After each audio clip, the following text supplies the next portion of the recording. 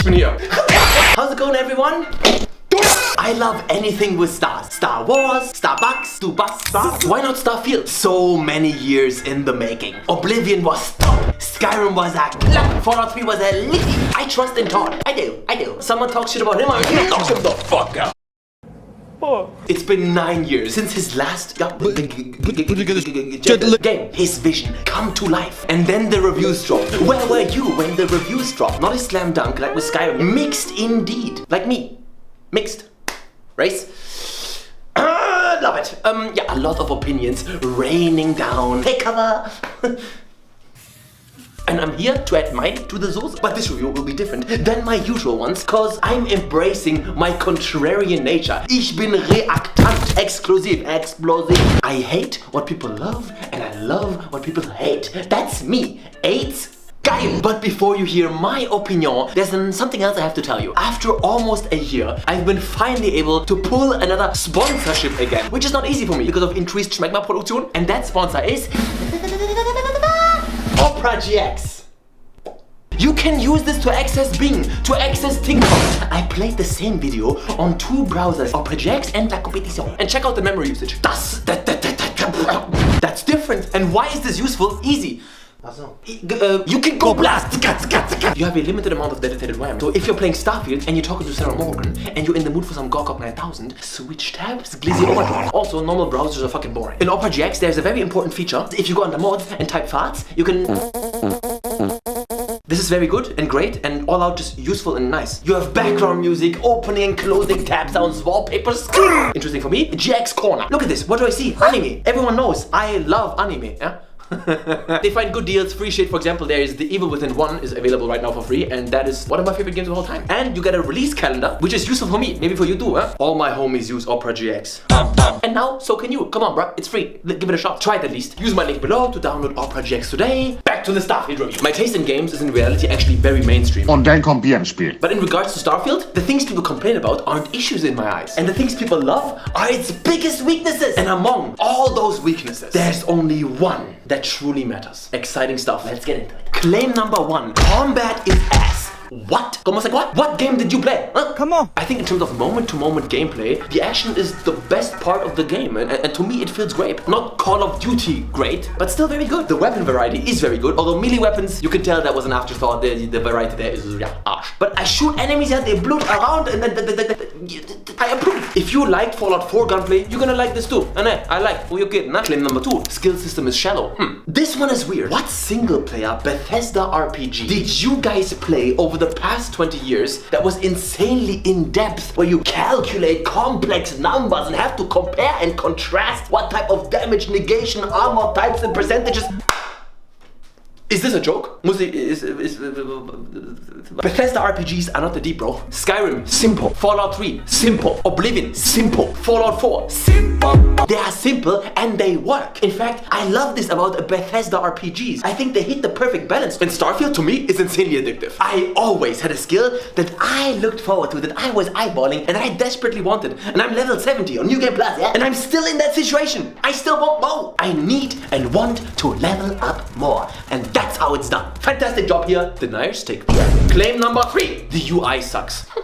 I'm very sensitive when it comes to UIs. I was prepared for the worst, really. And I played some games with horrible UI and inventory management. Fable 1, for example. Boy, it can ruin games for me. No cap. Now maybe because I already expected the worst, that I had 0 issues with Starfield's UI. I get it. Modders will make it even more streamlined like Sky UI, but I had no problems with it when it comes to readability and usability. Each their own, I guess. Claim number 4. Facial animations are horrible. Yeah, okay. They could be better. They could be worse. Let me put it like this. It has never stood out to me to an extent where it broke my immersion. There are better looking NPCs in other games, but all I know is that I never loved a game that was shit because it had good facial animations, and I never hated a game that was good because of bad facial animations. Good facial animations are good, bad ones are bad, Starfields are fine. Now what? These are the 4 big complaints that I see commonly, and I refuted them. Easy, how do I do it? But so if these aren't the issues, what are they? And I'm gonna put it, take it away from the top, yeah? Starfield has only one problem. Only one. This issue seeps into several different areas, and it is the reason why Starfield, sorry to take it away here up front, ultimately is a huge disappointment to me and less than the sum of its parts. That's because last night Okay, here we go. The story. Just kidding. The story isn't Starfield's biggest issue. It's not. But I do want to mention how shit it is. No spoilers, bro. Some people said it takes some time to get good. Ja, wann kommt der Moment? The first few hours are actually the strongest. When it builds shit, sets it up. I think it actually manages to build up real excitement and it gets quite intriguing at some point. Because you're basically solving a mystery and I love this Sherlock Holmes type shit. But at some point, you will realize where this is going.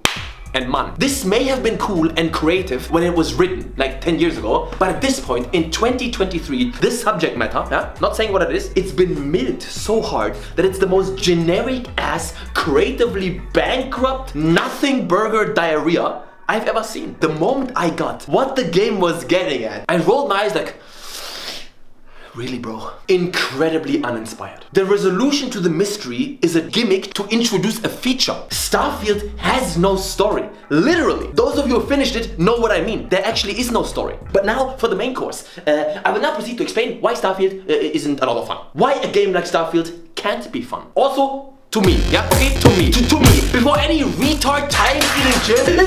It's subjective. To me. Everyone knows. It's my channel. Mine. It's to me. For me. Ti faccio il culo così. Some people say that Starfield is just another Bethesda RPG. Hey, if you like the other ones, you're gonna like this. Hey.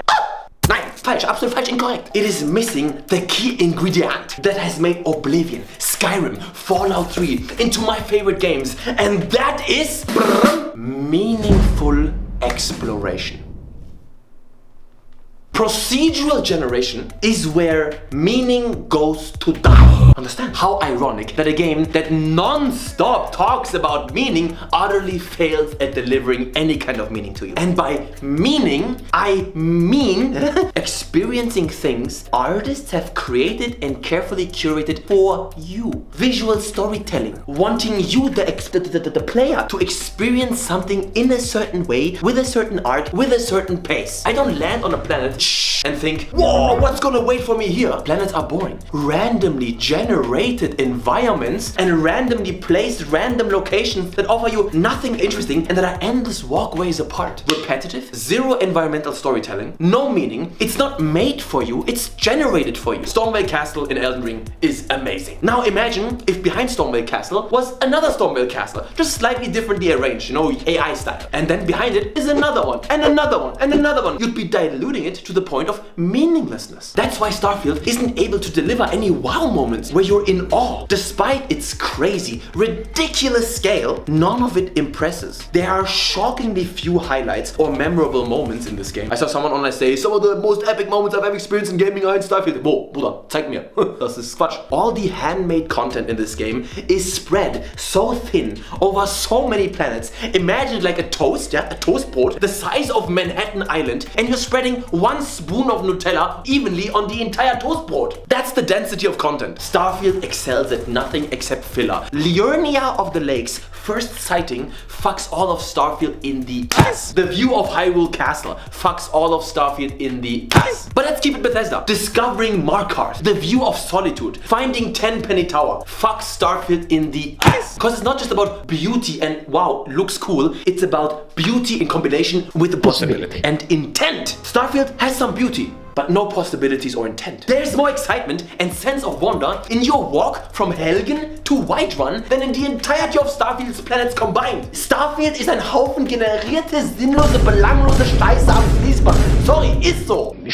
Hey, okay, but at least the locations that are randomly shitted onto planets, they're handmade, right? Well, yeah, but firstly, it's not just the interiors that make other RPGs so great. It's also the paths that lead to them. What you find along these paths, how you come across these paths, the handcrafted views that you experience along these paths. Secondly, the locations are endlessly repeated. Handmade, sure, but then copy-pasted to infinity. How could it be any other way with this scale? And thirdly, Starfield really struggles with visual and tonal diversity, I would say. Apart from a few towns, locations locations are incredibly indistinct. You've seen one outpost, you've seen them all. You've seen one space station, you've seen them all. Imagine if every location in Fallout 4 looked like the Institute. That's what it's like. It's all this maze-like interior. You will find yourself sprinting after the arrows on the ground because there's nothing interesting to see ever. Now, let me ask you this. How much work is needed to create a dense and believable open world? Elden Ring has one of the most ridiculously large handcrafted worlds. It's 79 square kilometers. The city of Paris is 105. Are you getting this? We will never be able to just create one planet-sized planet with a handmade, dense world to be explored on foot. It just isn't feasible. It's not doable. In order to do that, we need procedural generation. We need AI, whatever the fuck. And for me, this is fundamentally uninteresting from an exploration standpoint. It's the antithesis of fun, albeit interesting on a technical level. Like, wow, you pulled it off, but I don't care. The only way to make this game in a way that I would find interesting is to give us handmade limited zones for each planet, and I think with Bethesda's budget and time and the talent they have, they could have delivered that maybe with one star system. How about only our star system? That would have been enough. Handcrafted, limited and diverse open world areas, like when humanity just started settling other planets, and then let us fly freely between them, No Man's Sky style, with actual space travel. That would have been, I think, a so much more focused and a better game. And isn't that just the icing on the cake?